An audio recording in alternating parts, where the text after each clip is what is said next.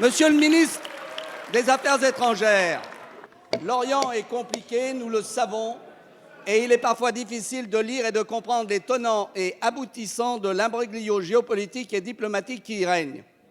Mais il apparaît aussi difficile de lire et de comprendre votre politique étrangère dans cette région explosive.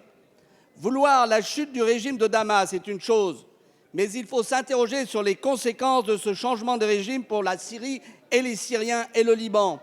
Il faut surtout s'interroger sur les alliances que l'on noue à cette fin. Votre politique obsessionnelle de faire tomber Damas, qui aura pour conséquence d'installer El-Qaïda à Damas, traduit à l'évidence une habileté diplomatique consommée. Monsieur le ministre, quand allez-vous cesser de suivre ces génies de la géopolitique que sont les Américains et les Saoudiens qui jouent les apprentis sorciers et mettent le feu au Proche-Orient? La parole est à Monsieur le ministre des Affaires étrangères. Monsieur le député Miard, d'abord je voudrais vous remercier de votre question, comme d'habitude, tout en nuances. Bon. Ensuite, sur le fond, vous nous expliquez depuis déjà pas mal de mois que si l'on veut trouver une solution en Syrie, il faut soutenir le régime de M. Bachar el-Assad.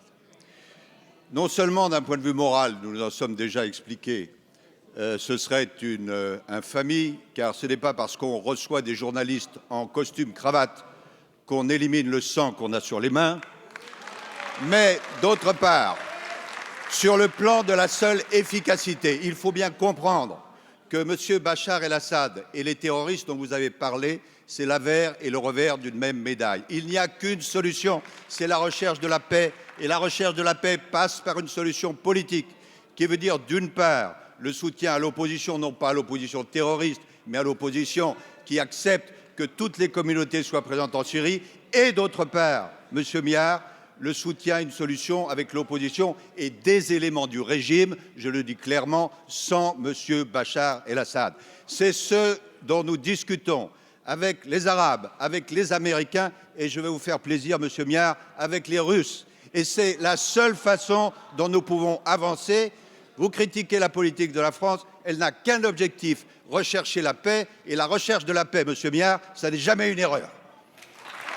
La parole est au président André Chassaigne.